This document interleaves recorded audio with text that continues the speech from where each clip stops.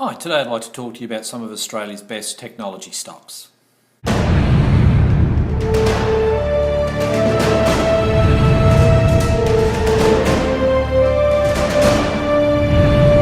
I'm Richie Parsons from 2020 Financial Planning and welcome to Tales from the Desk. As I said in the intro, today I'd like to talk to you about some of Australia's best technology stocks. Going back to late 99 or early 2000, technology stocks were all the rage on the Australian Stock Exchange. You couldn't go anywhere without hearing about stories about companies that had started and it was a new paradigm. Some of these companies that you heard all the time you'll never hear of again. Companies like Sausage Software, Davnet, Liberty One, Open Communications, Spike Networks and of course the aptly named Chaos Group. You can take it one step further and look at James Packer and Lachlan Murdoch. Through the tech boom, they also invested over $1 billion in a company called OneTool, and we all know what happened to OneTool at that particular point of time. My reason for bringing technology stocks up, because at that time, in early 2000, I went to a presentation, and the research analyst said, I'm going to write up on my whiteboard now the names of 4 stocks which are the best technology stocks in Australia. Now, my interest has peaked at that time because obviously it was all the rage and people were interested in knowing.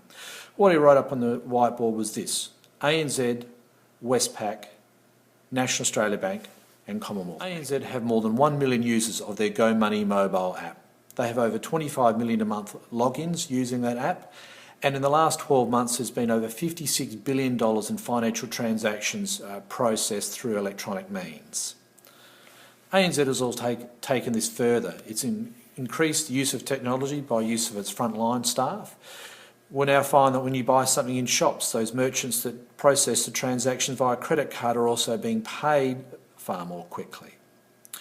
Technology is also driving down their costs. In the last 2.5 years, ANZ has driven down their cost-to-income ratio from around about 42% back to almost 37%. That doesn't sound like much to you, but believe me, cost-to-income ratios for banks 10, 15 years ago used to be in the 60% range. So driving it down by 5% in the last 2.5 years has a significant impact on ANZ's bottom line. I used ANZ as an example, but the same could be said for the other 3 banks. I remember working at Savings and Loans Credit Union back in the 1990s, and at that time banks were trying to push people out of their branches to use more electronic transactions by charging them fees for doing over-the-counter transactions. We found at Savings and Loans that people were using the same level or same percentage of electronic transactions as those in banks without being pushed out of branches. So that's good for banks, but what about other people in the technology space?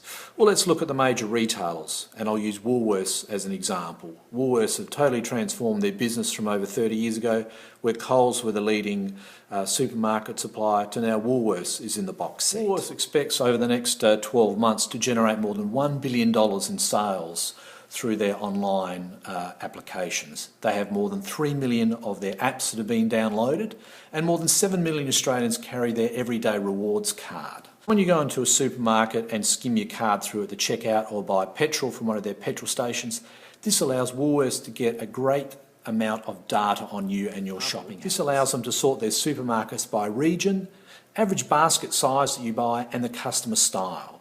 They can use this to determine the types of products they'll put on the shelf so they can meet the sales demand for each store.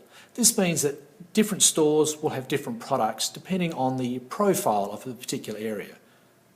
Now you compare this to something like 20, 25 years ago, you'd probably find that every Woolworths store would carry the same product no matter what, and trucks would go out each week carrying the same goods. This means that Woolworths can more adequately meet our needs as shoppers, but also drive their costs down and increase their sales of their line. Compare this to other department stores, David Jones and Myers. These companies have really been laggards in this particular business. I remember when we were overseas in 2011 and we were coming home and I was in San Francisco. I walked into Macy's department store there and I bought 2 bottles of Calvin Klein aftershave. They weren't on special, they were just there. It cost me $75. When I came home, I had a look at what was then David Jones' very rudimentary online website. For 1 bottle of the same aftershave, they wanted $95, plus it was going to cost around about $25 for them to send it on to me. EJ's done. In the last 3 years, they've spent a whole heap of money on increasing their infrastructure.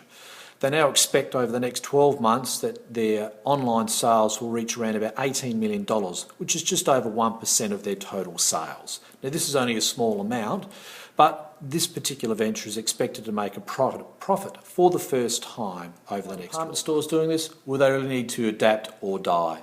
Department stores have been losing market share to specialty retailers for a significant period of time. The total amount of retail sales that have actually gone through department stores has fallen from around about 12% in 1990 to under 8% in 2012. Now you add on top of that all the other online retailers that have come into the particular marketplace. You can look at electronics, where Harvey Norman are trying to fight off the Kogan brand. And also we've got offshore retailers that have websites and can sell product into Australia. Also compare this to say, look at total retail sales in the year that just gone past only increased in Australia by 2.5%, while online retail sales grew by more than 20%. So you can see this is an area where the retailers really need to lift their game as well. What does this all mean? It means that technology is obviously here to stay. Technology will be used by businesses to increase their productivity or sales or reduce their costs to create a better bottom line. This means as investors in particular companies, you can expect to reap the benefits of this over a period of time as the world continues to change. That's all I have for you today. Please feel free to email me back or go to our website or our YouTube channel for further information. If I don't see you before now, I wish you all a happy and healthy Christmas, and we all look forward to a fantastic 2014. Bye for now.